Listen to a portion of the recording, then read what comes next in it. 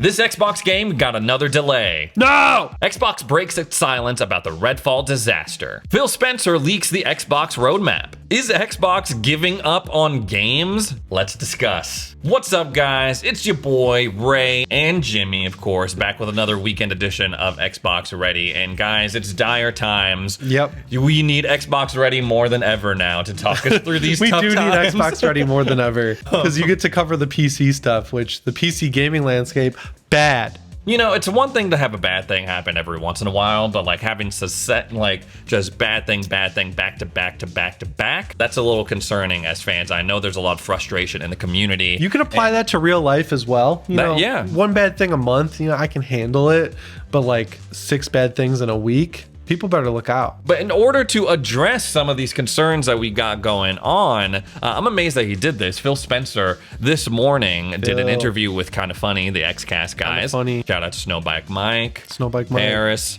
all those dudes over there. It's like 40 minutes. Yeah, it was like a little over 40 minutes. And we're filming this on a Thursday. This video is coming out on a Sunday. So there was some interesting stuff. We got a lot to unpack here, guys. So first off, they're like, Phil, like, how are you feeling about the Activision Blizzard stuff? He's like, obviously disappointed. No major updates with that yet. He's like, we're going to try to appeal it. We're working with the EU. We're working with the FTC. That's pretty much it. Yeah, he was saying something interesting where like the CMA thinks that cloud gaming is much more advanced than it actually is and like a viable market. And he's like, that kind of screwed them. I agree. That sucks. Like, that's the one thing where I'm like, man, I'm on Xbox's side. That was such a dumb reason to not give them this deal. Yeah, they were like, you could be dominant in the future. Right now, you're like the only one in this market. Could own a McDonald's next week, like. And yeah, and then they moved quickly onward to the Redfall stuff. What's going on with Redfall? Walk us through that, Phil. He said some interesting things. Obviously, he came out. He was like, "We're super disappointed." He said he was like, he's upset. With you guys himself. Want to be positive, but I'm in a cranky mood. I'm cranky Phil, and I was like, "Oh I'm man, cranky Phil. We're about to see some interesting stuff." We need to see like punished Phil. Like Metal Gear Solid 5 when you go from Snake to punished Snake. Like he's smoking a cigarette, like freaking Cole Sprouse on that one pot. Venom Phil is what we need.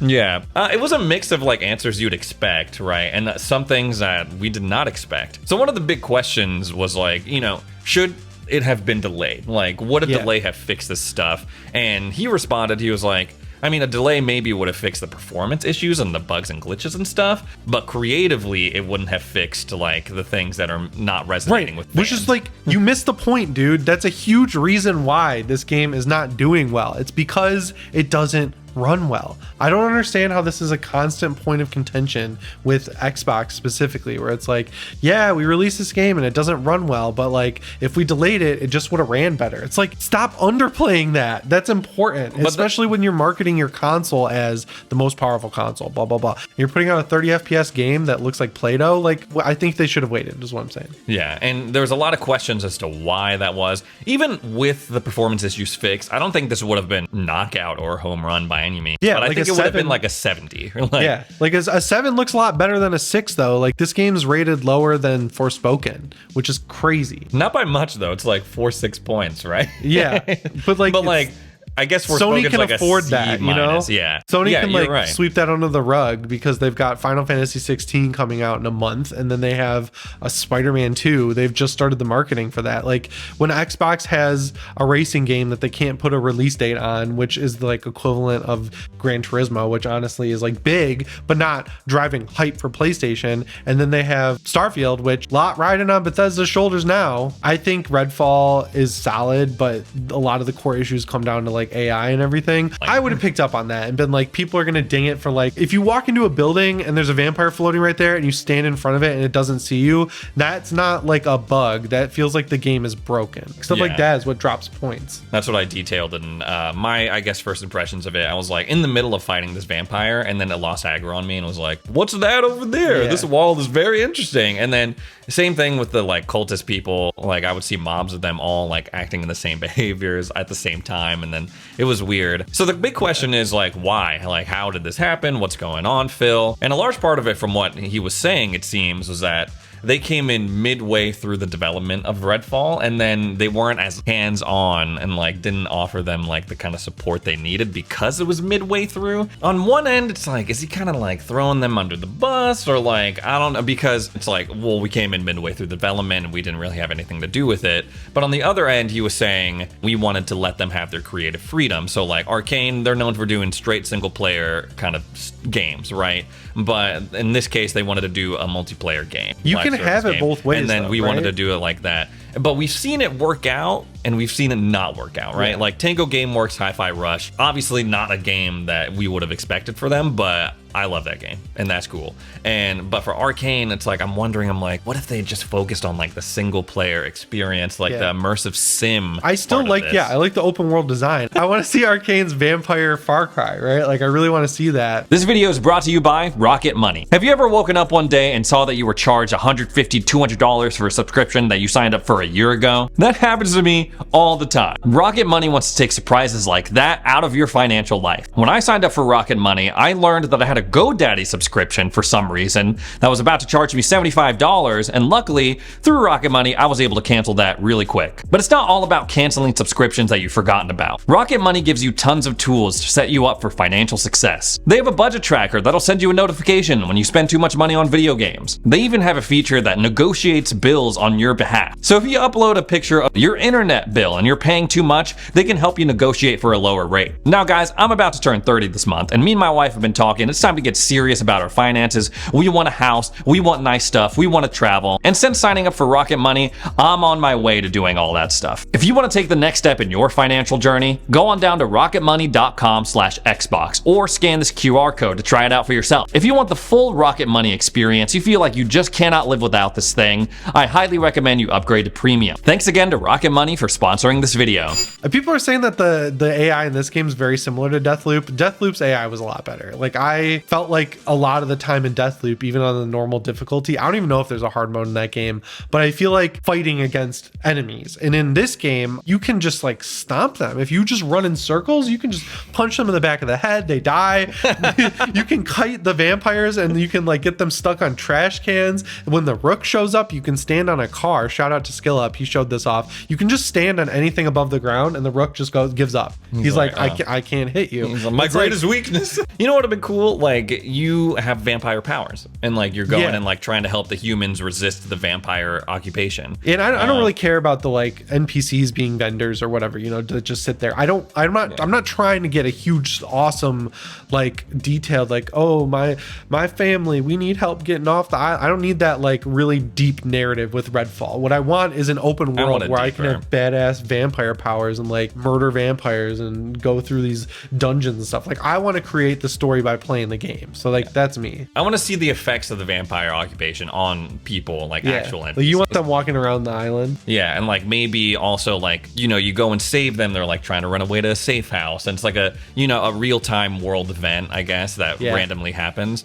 Another thing that he said that was interesting was that because this game is built in Unreal, that maybe there were some struggles in that working with that engine to help out. The Coalition and Rare have come in to help, but it was like a little too late, right? He said it, if they wanted 60 FPS now, they would have had to start in fall. Right, but like, why didn't you? Why, you know, at one point where they're like, oh crap, we need to bring in other people to help with this engine, and why wasn't it sooner? Like, so what we think the strategy should be, right, is that Xbox oversees all of these developers, tells them what to do, lets them intermingle with each other, has quality check marks for the games, and says let's get this out in a reasonable amount of time. Do you think that's what they should do? Yeah. Okay. I think whatever it takes, like they just need better quality control before launching these games. And like, I don't know, like, is that more time? Is it more money? Is it more resources? Is it more people? Like, I'm not sure, but they have to figure it out at some point. It seems like what's actually happening is they're trying to buy these self-sufficient publishers like Mojang,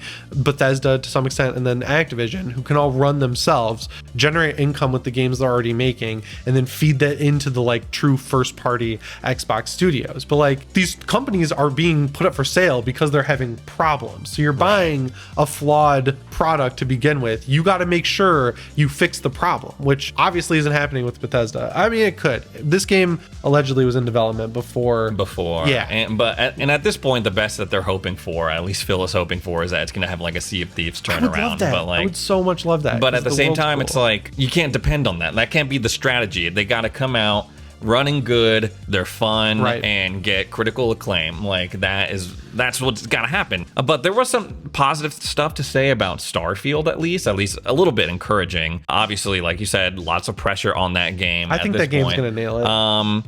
He basically confirmed 60 FPS towards the end of that interview. They were like, okay, now that you know 30, 60 versus whatever, there was going to be a way to get it to 60 FPS. And he also said that Xbox was more involved with Starfield than they were with Redfall, because Starfield was earlier in the development when they bought Bethesda versus Redfall. Good. You know, they're doing the whole thing like you were saying, like switching developers around, getting them help on that game. He confirmed some things about the Xbox Game Showcase that I think were pretty interesting. Paris was like, yo, like, when are we getting updates on games like Avowed, Contraband, Everwild, Perfect Dark, Fable? Shout out to Paris for being the one guy who remembers Contraband. Yeah, the one.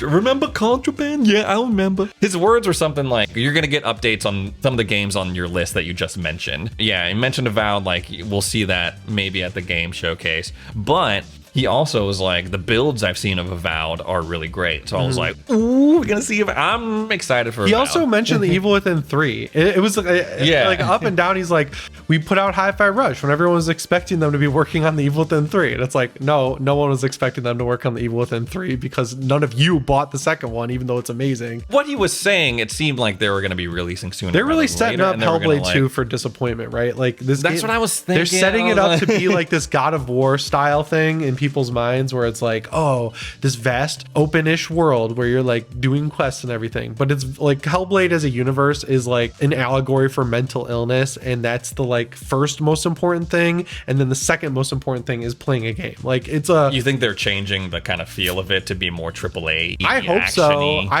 But from everything we've seen, like as someone who's played the first game, it just seems like they're doubling down on what they already did, like making it more linear, narrative, and really good graphics. Like that seems to be the focus. It seems to be like the graphical benchmark for this game. Like this is going to be the next true. Which, if you see stuff like that tells you there's a sliding scale, right? The better the graphics are, the less fun the game. The less the scope is. It's going to be more narratively driven. Me and Jimmy are going to be at the watch party for the Game Showcase, and then we're going to see Starfield Direct. There, I think, like you said... Which we got to give them credit. These showcases, I mean, like the Developer Direct, these E3 showcases the last 2 years, great. Yeah, they're really fun to be at. They just got to like release the games. Yeah, hopefully with Starfield they can really set the tone with Starfield Direct in just a month's time, and I'm looking forward to it, because Phil did say that he's confident that they're going to get closer to that goal that he was talking about earlier in the generation. Yeah, we're like Stalker 2, a game every quarter. Like you did say, he was like, it's more than just putting it out. We got to make sure it's quality, and you got to make sure it's fun and that it runs well. Like I don't care if, like I don't need every game to be Starfield size, right? Like every quarter, I want like a Hi-Fi Rush one quarter, then a Forza the next quarter, then Starfield the next. Like you can, if you have one quality game like Grounded, Avowed, like Outer Worlds 2, like that, it doesn't matter really the size of it. I'd prefer they be a little bit bigger than Hi-Fi Rush, but like if you know what I'm saying. Like good quality, mid-range, mid-size game. Yeah, that makes, and then like every now and then it's like boom, worth it. Yeah. Like totally. You pointed this out to me before I watched the interview, but it was like towards the end of this is where it really gets juicy, and like there was really some things that are being said. I'm like, whoa, what? Is he saying the quiet part out loud? He basically admits that the console race between Sony and Nintendo is like done. Like they're already beyond that and they can't catch up. I was talking about this in the PS Ready that went up today when we're filming this, so Thursday. Sony's really pushed hard this generation to make the PS5 more than a game console, which is funny considering Microsoft tried to do that with the Xbox One. They're like, when they announce hardware, they don't go to IGN, they don't go to GameSpot, they don't go to Kind of Funny like Xbox just did. They go to GQ and Wired, right? Like they're trying to get this prestige tech look and feel for this thing because they want to be like the Apple of gaming, where they can release a new PlayStation every 2 years that's like marginally better, and it's your hub, right? You watch your entertainment on it, you play your games on it, you do whatever the frick you want to do on it. And whereas Xbox is like in PS3, PS4 era Sony's stance, where they've got to like focus on hardcore gaming, and that should be their goal right now. And he mentioned this. He was like, last generation was the worst generation to lose because Sony came out with all these exclusives and like we've been playing catch up and all this stuff, and they've built their digital libraries. I was like, whoa, wait, because he mentioned that Starfield, even like no one's gonna sell their PlayStation for Starfield. Yeah, that's probably true. That shouldn't be the goal. If you had like 6 different mega hits, right, then you would definitely like people would show up for the game. You don't want people to sell their PlayStation and get an Xbox. You want people who already have a PlayStation to go buy an Xbox. To be like, right? damn, like they just released 8 bangers in a row. I need to get that. Like everyone in this room right now has a freaking PS5 and a Switch because they have different experiences that are worth playing that are exclusive to either console. So enter the conversation by giving people a reason to want to own an Xbox as well. I mean, you've set yourself up so perfectly for that by having a Series S, right? Like you've got a cheap entry point, or at the very least a PC, and at the very, very, very bottom least, not even worth mentioning, but I'm going to mention it, cloud gaming. The multi-pronged attack, I'm here for it, right? Yeah. Like, play the game on Xbox. Okay, I don't want to play it on Xbox anymore. I play it on my PC, but it transfers over. Don't have to pay anything. I have Game Pass on it. Like, I'm That's here why I for like the all of Steam that. Deck. I have a great gaming PC, and then I have the Steam Deck, and my saves bounce back and forth. It was so cool playing Resident Evil 7 this week because I just gave up on modern gaming. I was like, I want to play a game from 2017 that I know runs well, that I love. I had my save from my main PC loaded right into my Steam Deck, and I did a New Game Plus playthrough with all of my upgraded guns and everything. Really cool. And you can do that with Xbox, with the Xbox app. Yeah, Xbox Play Anywhere. It's great when the games support it, right? But the ROG Ally they're supporting too. It was on Phil's shelf during this interview. Yeah, that thing's going to come with Game Pass and Xbox Cloud Streaming already loaded in, which is great. If Starfield's amazing, maybe people won't sell their PlayStations for it, but like, if you give them quality exclusives, they will show up. And I think people are starting to lose a little bit patience as fans with that, because it's like we were sold on the promise of potential on Game Pass, on like, oh, we got all these studios internally working on stuff, and like that's still coming, but it's like, okay, are they gonna be fun? Are they gonna be good? But yeah, we're kind of seeing how it's not that easy to replicate Sony's success when it comes to first party stuff. Right. It's like, well, Sony's been trying it since the PS3. Yeah. Right? And you know, I'm not saying that every Sony PlayStation first party game is a banger, right? Like, no, they're definitely not. You know, like, but they've had enough misses and hits to know what works and, you know, just build off of that. And Xbox, with the AAA stuff, they haven't really quite had that massive hit. But the mid-range stuff, like Obsidian's doing great work. That's like their best ROI. It's like, holy yet. crap, dude. There's a lot going on in the world of Xbox now, and some disappointing news. But hopefully, you know, once we get into the month of June, hopefully we'll have a clear idea as fans on what we can be excited for. Xbox knows how to announce games. Let's deliver on them.